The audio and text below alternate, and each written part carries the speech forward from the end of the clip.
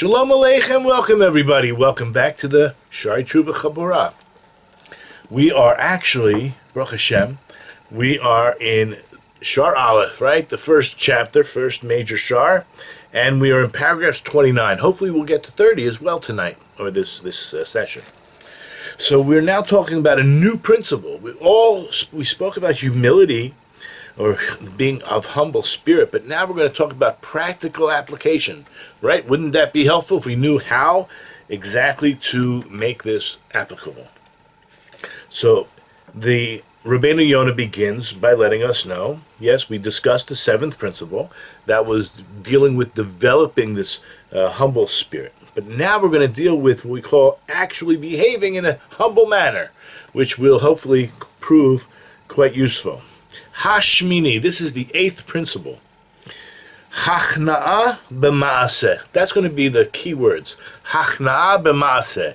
In actuality, how do we put humility or humbleness in practice? Sheyitnaheg b'ma'aneh rach. That one should behave, yitnaheg, when they respond softly, they speak softly. He uses the word gentle speech. So, look, we all are full of emotion and whatnot. I mean, maybe there's a difference between men and women. I find women are generally much more patient than men. That's what I find. But I could be, maybe I'm overgeneralizing. So maybe this is much more harder for a man to do. I'm not sure. But let's just say, right? I know that we talk about this even in the Torah, right? The difference between la'agid and omer, right?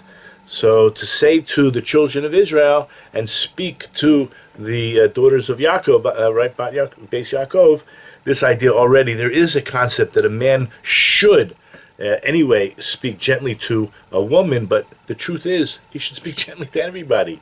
I'm just generalizing, right? So I'm sure there are women who have issues with this idea as well. Okay, so that's the first thing that if someone should do. Now, he's always referring to a penitent person.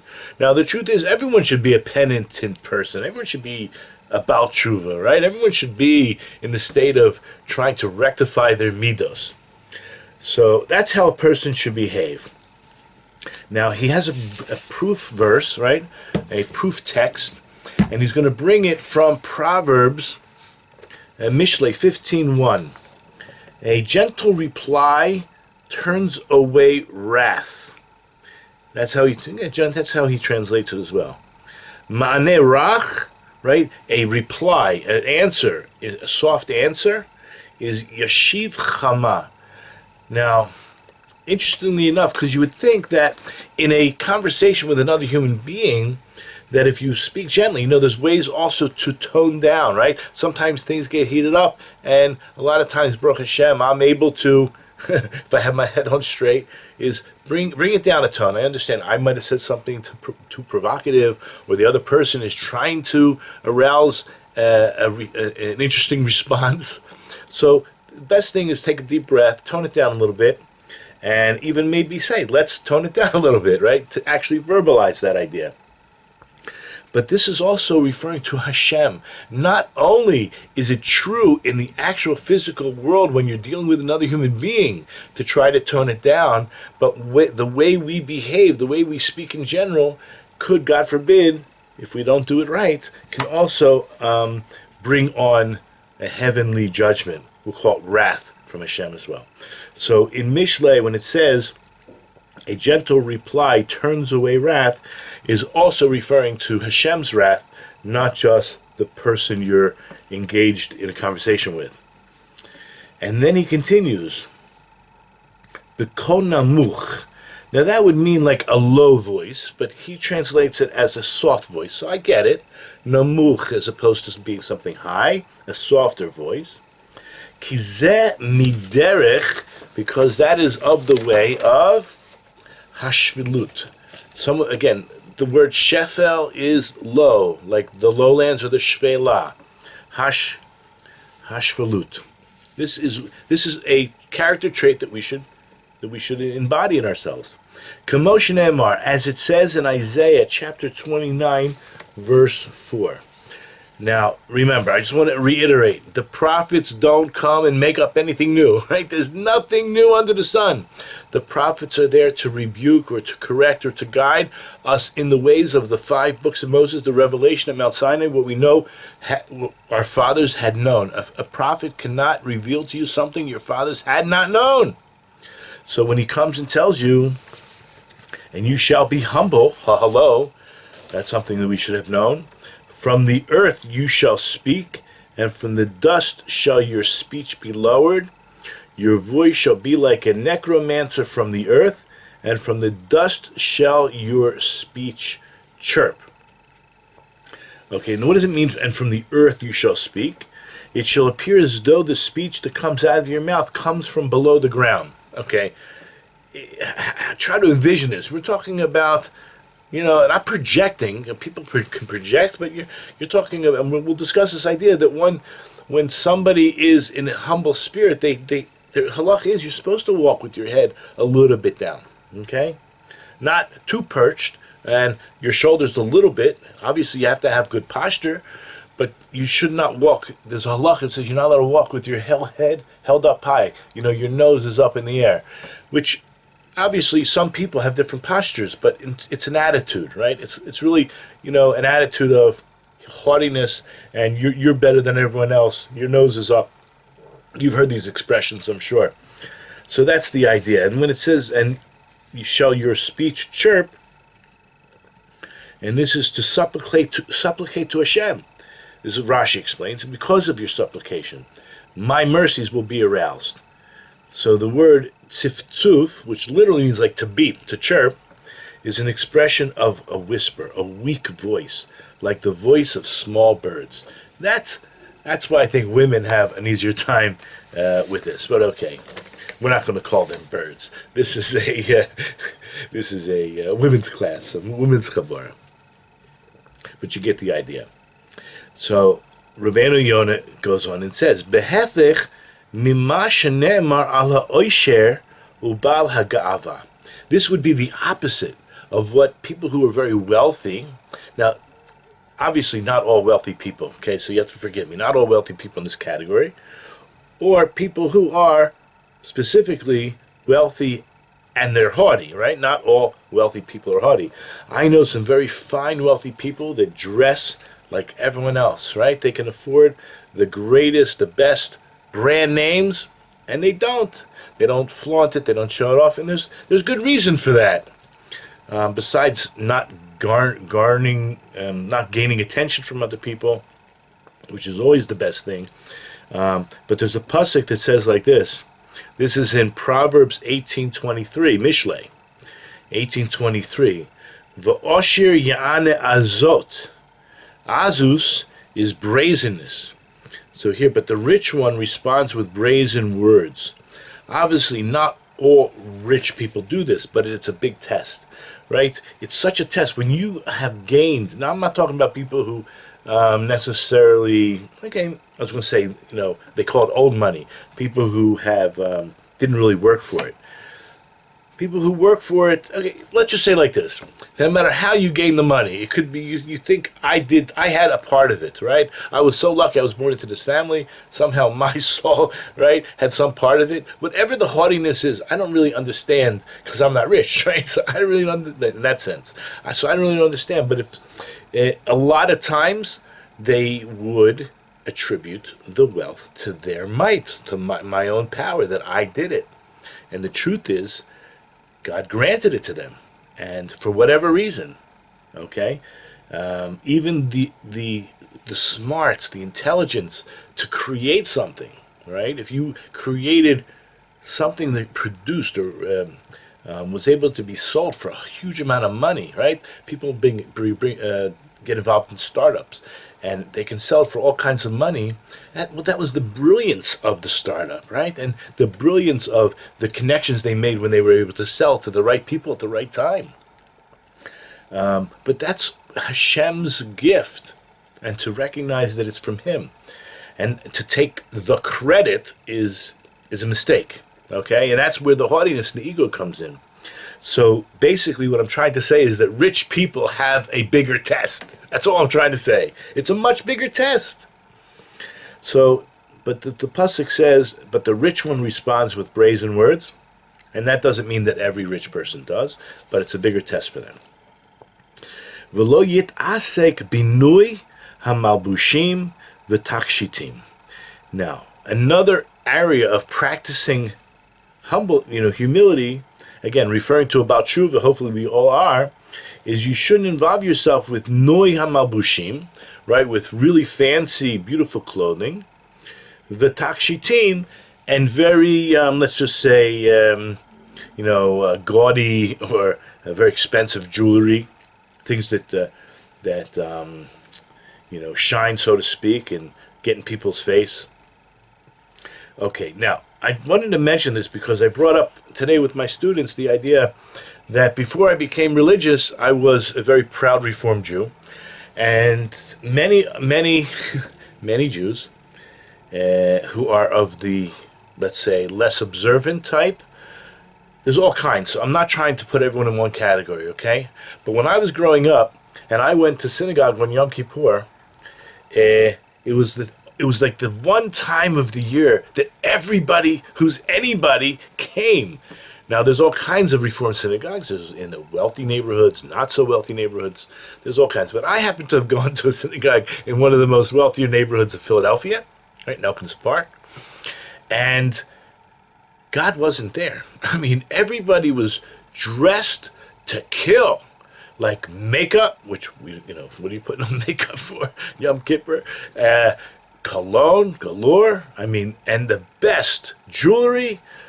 Maybe nobody had that experience, but that was my experience, right?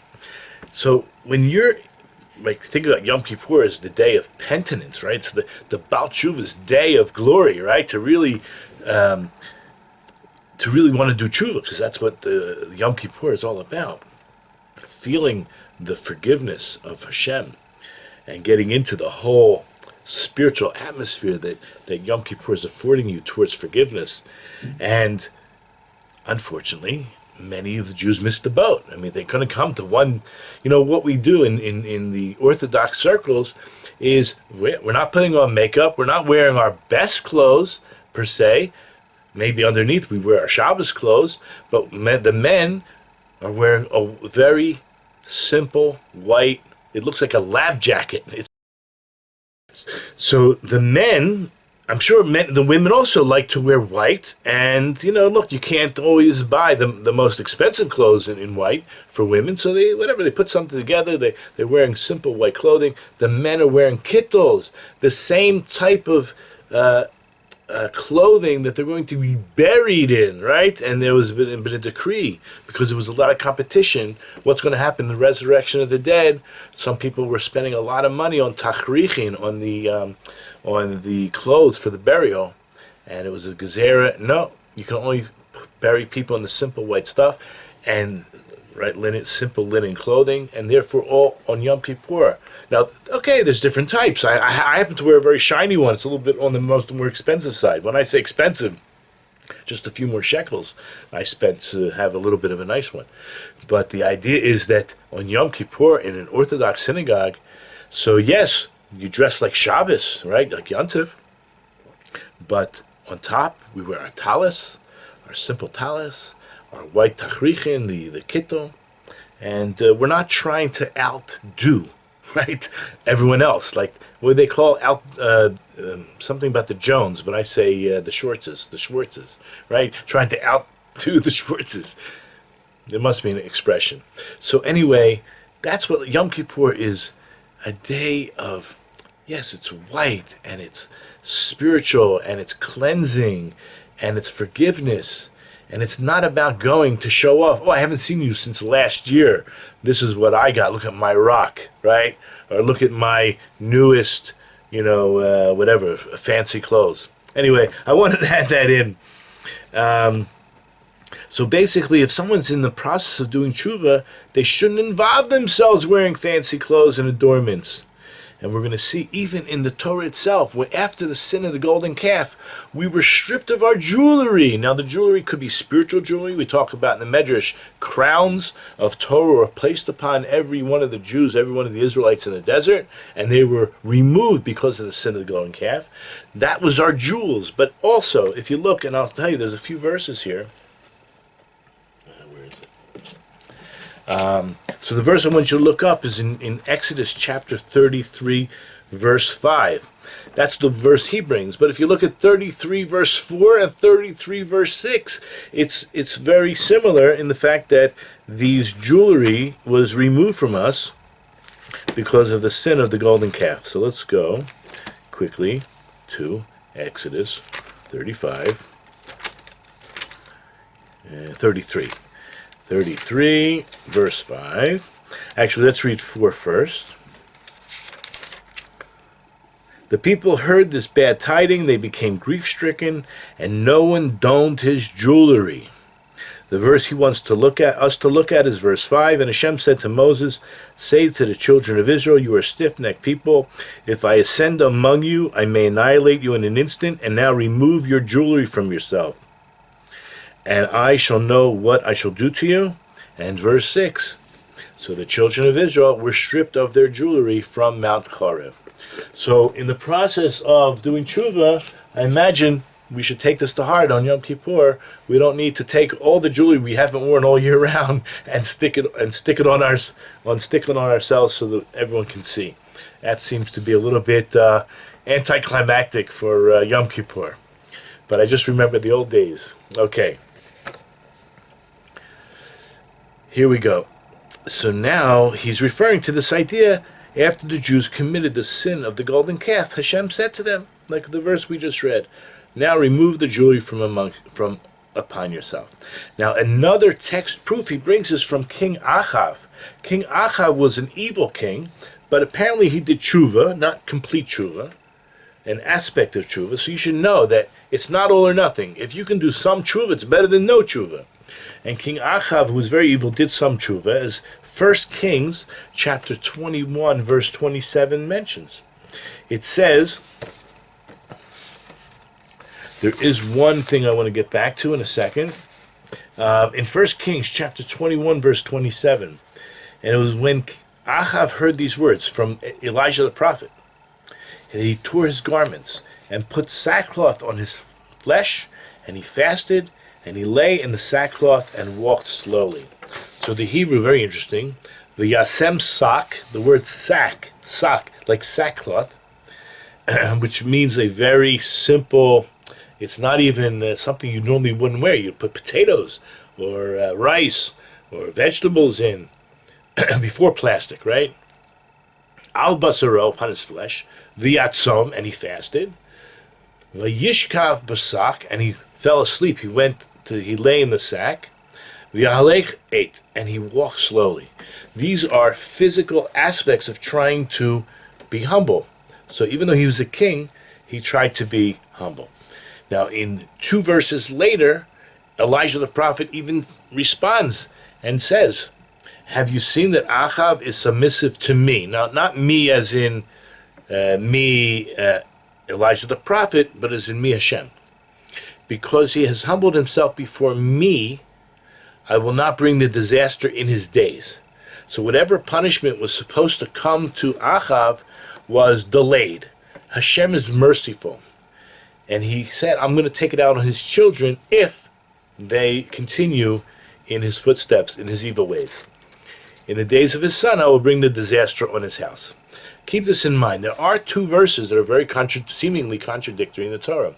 That people are not held accountable for other people's sins, like children are not held accountable for the sins of their parents. It's a specific verse. On the other hand, there's another verse that says children are responsible and will be held accountable for the sins of their parents. So the Gemara in Brachos, I don't remember what page, but it specifically says that's only if, meaning they'll only be held accountable if they continue in the footsteps of their fathers. So Hashem, he's giving like enough rope to hang oneself. So someone has the time to do tshuva, and maybe they're making increments, which Achav apparently was. And God says, I'm not going to give him the punishment, But if his sons don't learn the lesson and continue in his evil ways, they will receive the punishment. But it's not that they're receiving the punishment of someone else. They're receiving it because they should have learned. Therefore, they're receiving a double punishment. Yes, the punishment that was not given to the father, and yes, the punishment that's coming to them because of their evil deeds, but because they didn't learn.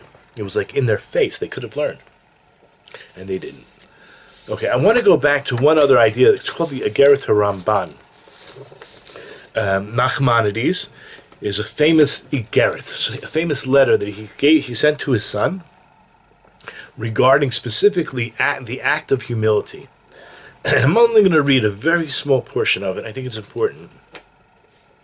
I'll just read the introduction first. This letter of the Ramban was he sent from his city to his son. His son was living in Catalonia. That, I can only tell you, is somewhere in Spain. Regarding the act of humility, and instructed him to read this once a week and teach it to others. Very important, right? One of the biggest rabbis of the time taught his son the character traits, certain character traits, how one should behave, how one should talk, and it had to do with humility. Not only teach it to others, learn it by heart, in order to train them in their youth, while they're still young, to fear heaven. The Ramban assured him that on the day that he read this letter, his wishes would be fulfilled from heaven, and whoever will accustom themselves to saying it will spare themselves from all the pains that they are assured to inherit in the world to come. Okay, so and they are assured to inherit the world to come. You can buy this book. There's a book, but it's really just a letter. You can read the letter, but it's better to understand what the letter's saying. So I recommend. It's a very small pamphlet. You can buy it online. Igeret HaRamban. Basically, he starts with a verse. Listen, my son, to the thought of your father, and do not forsake the teaching of your mother. That's a quote from Proverbs, chapter 1, verse 8. Like I said, I'm only going to just read a few sentences, just to get an idea, because this is in line with Rebbeinu Yona, which, by the way, if I'm not mistaken, Rebbeinu Yona married the Ramban's daughter or granddaughter. Okay, they were daughter. I think they're related. Accustom yourselves to always speak all your words calmly. Right. This is in line with what we're talking about. This is what he tells his son. To every man and at every time, always speak calmly. In doing so, you will prevent your anger from flaring. Remember how we discussed maybe the other person's anger, maybe Hashem's anger, but even your own anger, because if you can put it down a notch, right, you can be consistent and not get upset and not get angry, which is a bad attribute in a man and which may cause him to sin. Right? We know that when you get angry, when people get angry, it's like worshiping idols. I mean, you can break things, you could say things that you don't mean to, you lost control, and it's not only not a good thing, it's a very bad thing, right? And he brings it down. According to our rabbis in Gemara Nedarim 22a, anyone who gets angry, all of Gehenna holds sway over him. And there's a verse in Koheles. Koheles is Ecclesiastes, is that right? Chapter 11, verse 10, and remove the anger from your heart and take away the bad from your flesh. Now, there's a Gezer Shavah from the word bad, because he says that the word bad can only mean Gehenna. And I say, this is the Gemara Nedarim, that the word bad, Ra'ah, means Gehenna. For those who don't know what Gehenna is, it's like hell. Obviously, we don't have hell. It's a very short but maybe painful period of refinement before eternity. And it says in Proverbs 16:4, and the sinner here, he too, will have his day of bad. And that in Proverbs is talking about the Gam L'Rasha L'Yom Ra'ah is talking about Gehenna. So there's no question that this is not a good thing. You have to speak calmly as much as you can so that you don't get angry, because that's a very bad trait. Okay, now we're going to go back into this idea about King Achav. It says, the Amar Shem Yisbarach al Zeh, God even said to him, and this would be in verse 29, which we did read, God, meaning through Elijah the prophet, that he saw that Achav had humbled himself. Fine. The Inyan, the Halech La'at, the fact that he walked slowly, right? The idea that Achav walked slowly, Behefach Miderech Hamalachim. This is the opposite of what kings do. How do kings walk? Okay, maybe they walk slowly, but they have a large entourage and they have a great fanfare, right? I'm sure the king is coming, so they start blowing the trumpets. The horses run in front of them, right? You got a lot of, we'll call it a baligan, right? The big king is coming to the small town or wherever it is. So usually they don't walk slow. That's the idea here. It's the opposite of what kings do. Shem mahalchim barov chayil. They walk with a lot of people, big entourage. The kol hamula and great fanfare. Chaos. So when we're talking about Achav, he humbled himself in the manner of walking as well as the way he dressed. That's clear from the verse. I just want to mention about the comment here that he didn't do full tshuva. The comment brings here that it's better than nothing, put it that way. His tshuva was not complete, but it was enough for God to hold back from punishing him in fullness. And of course we saw the verse where he said he would take it out on his future children. Okay, let's continue. So, Vayu Tamid Einav Schot. Now this is where one's eye should always be focused downward. Now the truth is in halacha, in prayer, in tefillah, that one's head should be tilted downwards, but his heart should be upwards. Your heart should be up, but your head a little bit down. Now I did speak, and maybe if I can remember, I'll put in the description box below the class I gave last night. I gave on the 48 ways. It's actually humility, anava. And I spoke about, in a totally different way, how hopefully this anava will bring one to having meaning by getting rid of their ego. If you get rid of the haughtiness, which is the ego, you'll be able to truly search for meaning in an objective way. But the Rosh Hashiva of North Weinberg described he began by talking about misconceptions. You think that someone who is an anav, who's humble, his head is always down, and he's always very meek, and he's just apologizing. I'm so sorry, I'm so sorry, I'm so sorry. And he says that's not at all. That's not it at all. When you are able to get rid of your ego in such a way where you're really searching for meaning in life, you'll actually become charismatic. Okay, so we know plenty of people who are charismatic who are full of, BS, as they say, and you can see right through it, right? So we're talking about real charisma, not superficial movie star charisma. Okay, we're talking about someone who is real and has meaning in his life, and he says what he means and he means what he says, and he's not, a flatterer or a faker, right? That's the humility, modest and patient. In fact, that's how Rashi explains humble. Modest and patient. Now you can have a true leader who's modest and patient, right? And hopefully, but like we talked in this class about Moshe Rebbeinu was most humblest of all.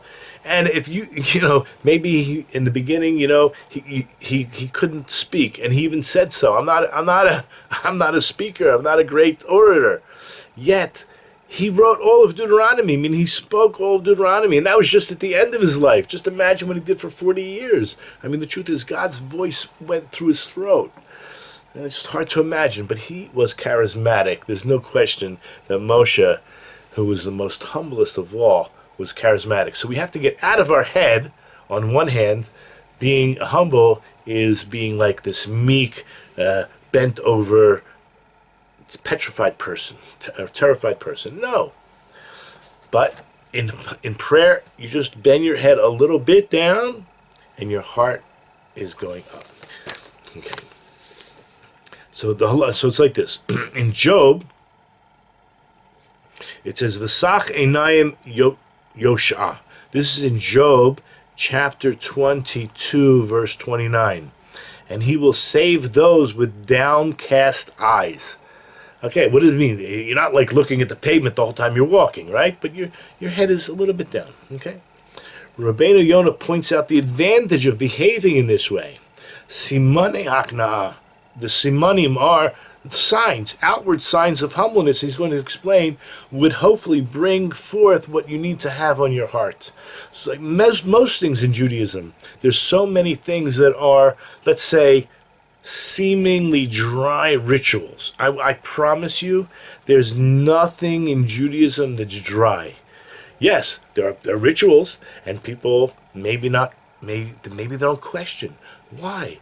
Why do we do this? But if you ask a qualified rabbi, a qualified teacher, your parents, hopefully if they know, ask why. That's the strength of Judaism.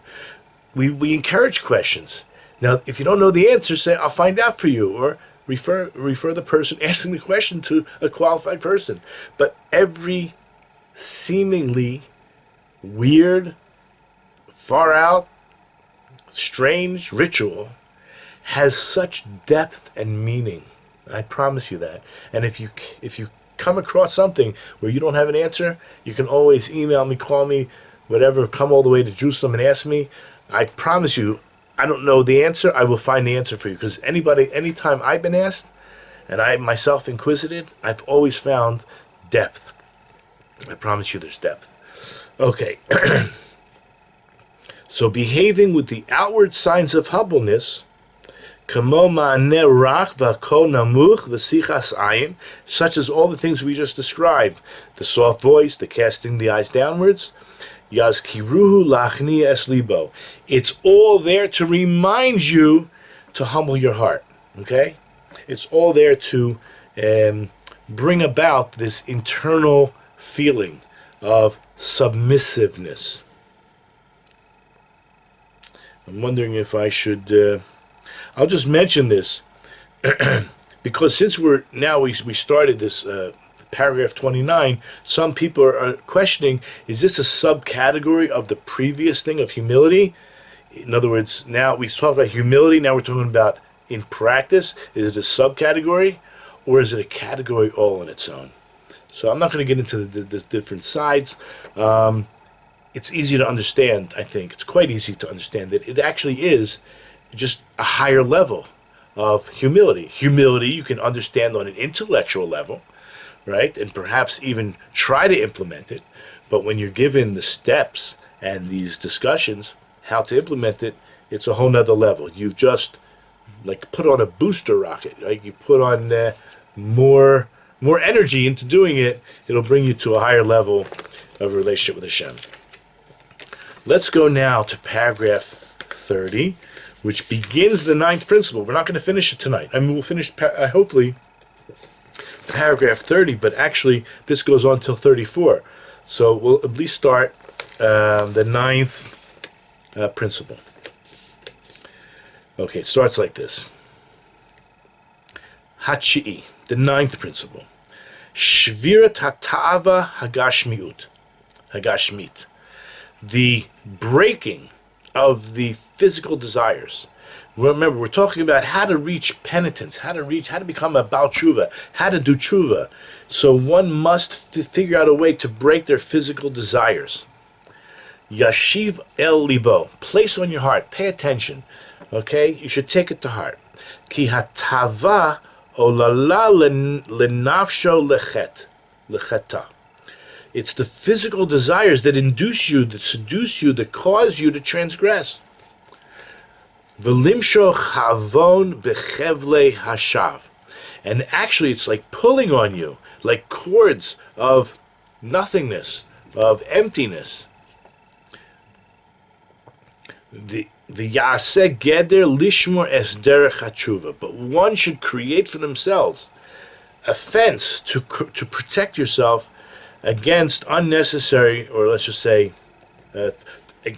you want to protect yourself, your own path towards tshuva. Therefore, pirush min hatanugim.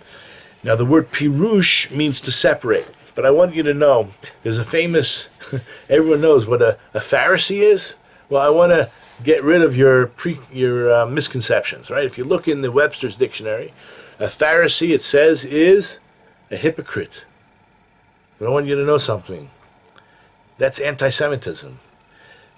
Okay? Rabbi Gamliel, right? All the Tanaim, all Rabbi Akiva, all Rabbi Yehuda Nasi.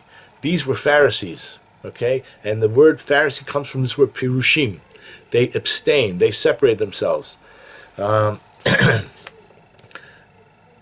This is who modern day Jew, the modern Israeli nation, we all come from this group called the Pirushim, because the Sadducees were the other group, and they're gone.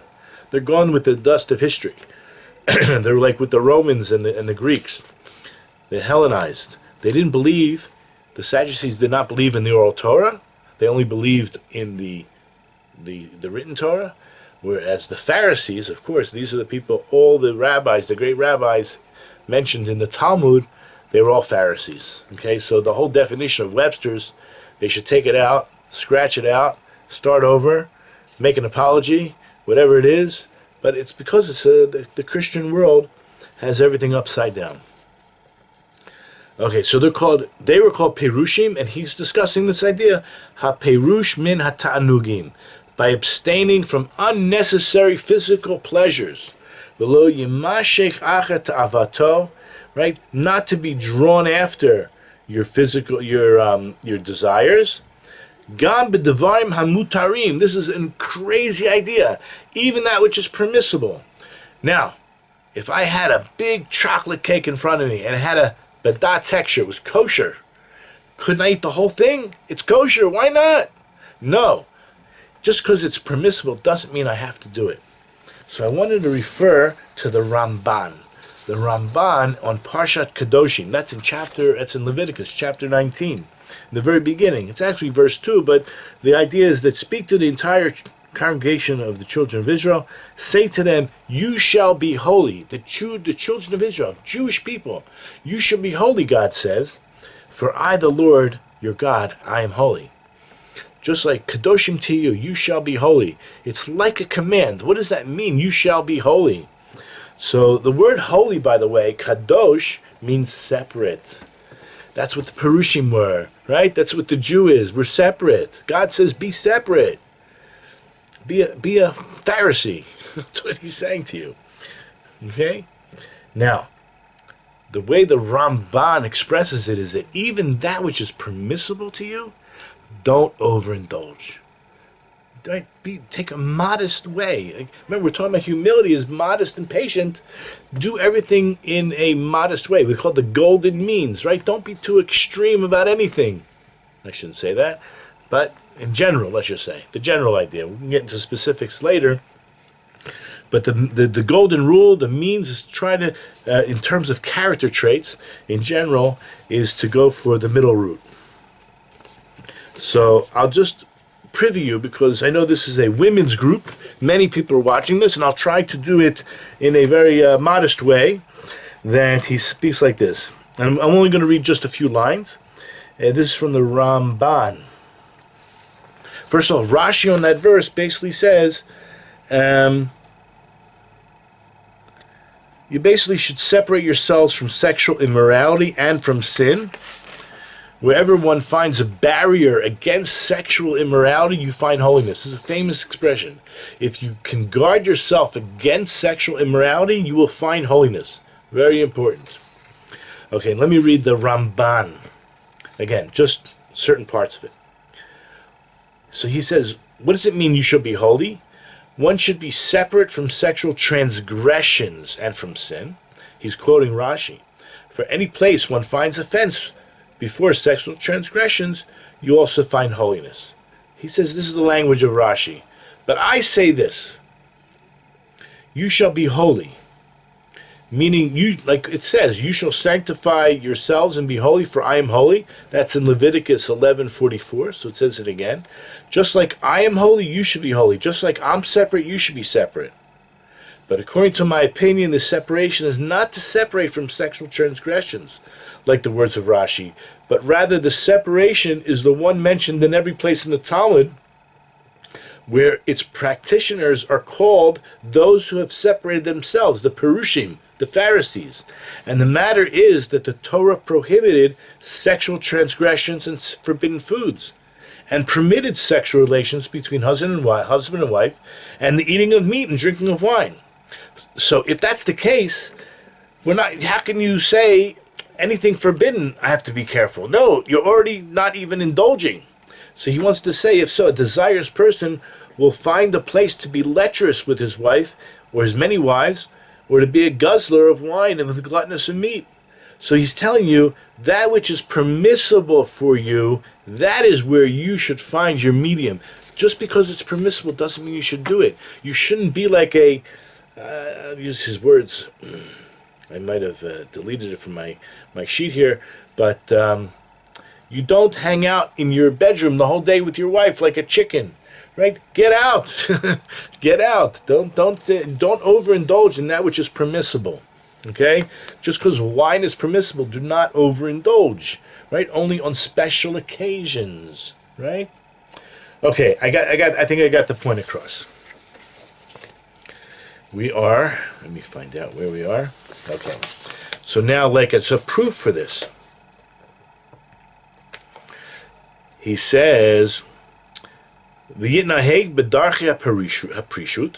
Right, you should accustom yourself to the ways of the prishut, meaning the Pharisees, through abstinence. Meaning, for example, lo yochol rak l'svev nasho v'kiyum gufo. The only time you should be eating is to satisfy your soul and to sustain your body. And that's it. And we have a verse to prove this. This is in Proverbs, Mishlei, chapter 13, verse 25. It says, Tzadik ochel l'svo nafsho. A righteous person eats to satisfy his soul. I'll just read the comment here, meaning enough to sustain your health, which the soul needs, because if the body dies, the soul's gone. So you need a healthy body around as long as possible so that you can continue to do mitzvahs and serve Hashem. And not for this physical pleasure of satisfying your body. Okay. Then he goes on. V'al yigash el isha rak l'kayim mitzvah piri rivya o l'mitzvah ona. Now, this, again, I'm going to try to be very modest about this. That one should not approach a woman, his wife, except to fulfill the mitzvah of producing children or the mitzvah ona'ah. Now, I want to explain this in a broad sense, okay? Because, of course, relations are permitted when your wife is pregnant. So it's not for the sake of producing children, okay? I know there might be religions that hold that would be a sin. No. I'm going to talk from a man's point of view. Okay, you have to forgive me, women. A man, when he signs his ketubah, he's signing that he's going to provide for his wife all her needs. Food, clothing, roof over her head. And I'm going to say, I don't know if it's more important, less important, it's just as important.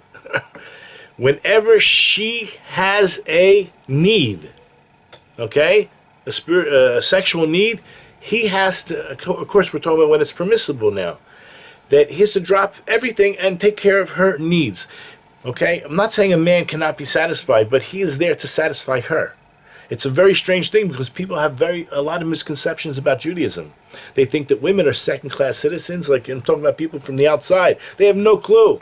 The women are the queen. The men are the servants.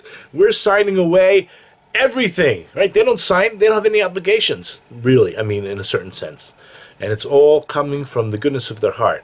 Okay, so the man's job, when it says ona'ah, it's specifically talking about the night that she goes to the mikveh, but it also means any time that she has a desire that he has to, he's committed to fulfilling his obligations. And I'm using the word obligation loosely. Okay. Ki kol zman shaha'adam holech achrei hatava.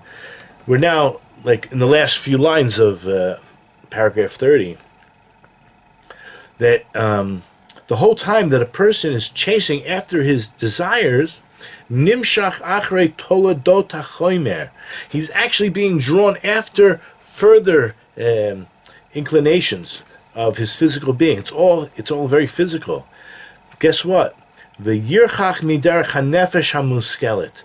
As long as you're following the physical, right, the physical desires, you're actually distancing yourself. You're being drawn away from the, we'll call it the spiritual, intellectual side, the spiritual side. And v'az yitgaber yitzra olav, and then the person's inclination is even stronger. You're like giving it fuel, right? When you run away or distance yourself from the spirituality and you go involve yourself with the physicality, you are feeding, you're giving a power to the Yetzer Hara. And there are quite a few verses. Let's just stick with them. It's in Deuteronomy chapter 32:15. Now, we say this every day, right? The Yishman, Yeshurin, V'yibat. So that, it's talking about Israel. Israel is Yeshurin. Yeshurin grew fat, shamen. The Yishman, Yeshurin, V'yibat. Yibat means to kick, to rebel. This is the problem with too much physical riches. If I told you earlier on that it's a big test, it doesn't mean you can't pass it, as long as you attribute it to Hashem. But you attribute it to yourself, and you become fat and you rebel. This is a problem. And then it says also in Deuteronomy chapter 8, verses 12 through 14. This is right. Lest you eat, be satisfied, and build good houses. You're doing all these things to acquire a massive amount of riches. You build good houses, you dwell therein, your herds, your flocks multiply, your silver and gold increases, and all that you have increases, and your heart grows haughty, and you forget the Lord. Why do you forget? Only if you say, it's because of me. But if you're in a constant state of gratitude and knowing that it's from Hashem, how could you forget Hashem? So there's nothing wrong with riches per se. It's the test. What are you going to do? You're going to attribute it to yourself, and therefore build up your own ego and think, right, this is haughtiness. As it says, you will forget the Lord your God. Your heart grows haughty. You'll forget the Lord your God who's brought you out of the land of Egypt, out of the house of bondage. And the next verse he brings is in Mishlei, chapter 30, verses 8 and 9. Distance yourself, distance falsehood, and the lying word from me. Give me neither poverty nor wealth. Provide for me. This is like King Solomon. He wanted wisdom. He wasn't interested in wealth. God could have given him all the wealth in the world. Right? He said, what do you want? He said, I want wisdom. And you know what God granted him? The wealth as well. You go for the wisdom, right, to know and have clarity of where the wealth is going to come from. Then it's worth giving the wealth to King Solomon. So he said, distance falsehood and the lying word from me. Give me neither poverty nor wealth. Provide me my allotted bread, lest I become sated and deny, and I say, who is the Lord? And lest I become impoverished and steal, and take hold of the name of God. This is words of wisdom. Now, this paragraph ends with a Gemara from Sukkah as just to like hit the nail on the head. Again, this is a little bit geared towards men, I have to admit. We'll have to figure out how a woman will consider this. But in Gemara Sukkos 52b, since we were talking about the physical desires, the more, right, it says like a rich person always dies, I shouldn't say rich person, but someone who has desires for money, he always dies with half of his desires fulfilled, right? A guy has a $1 million, he wants $2 million, right? Hopefully it's for the good reason, just to give more tzedakah and to be more productive in society and to give it away. But anyway, the general idea is that if the more you have, the more you want. Well, here you have this famous statement. So, of course, I think married women hopefully can understand this. But anyway, it says there's a small organ in man. When he satiates it, he is hungry. In other words, if you keep feeding it, then it wants more.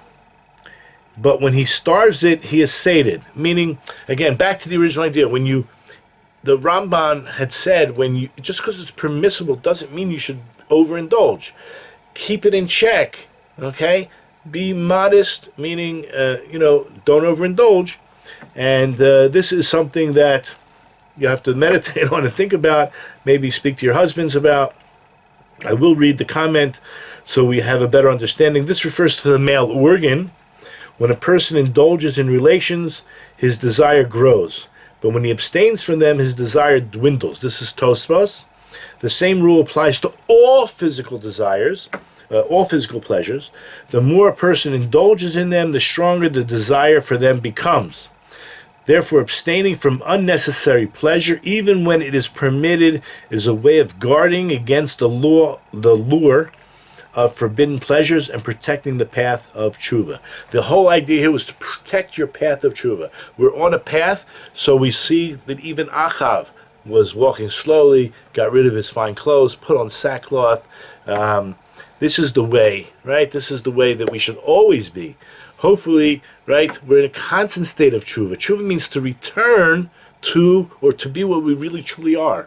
It's not just for sinners, okay? So for those tzaddikim out there, completely righteous people, whoever you are listening, right, you can also participate in this way of life. Aaron Cohen was probably one of those types of people. He didn't sin, right? He wasn't involved with the sin of the golden calf.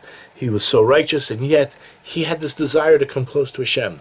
So he was like about tshuva, because it's from here, meaning a master of tshuva. Tshuva means to return, to be at one with Hashem. So Bezrat Hashem, we'll end here, and we'll continue next week with paragraph 31, Bezrat Hashem. So I want to just say, Shavua Tov, Chodesh Tov, it's Tevis, and Bezrat Hashem, we'll hear some good news from all over the world. Right? Mashiach is on his way, the building of the Beis HaMikdash, all of our Jewish brother and sister are coming back to Israel, and when there's peace here, there's going to be peace everywhere. It all emanates from right here. Over and out, have a great life.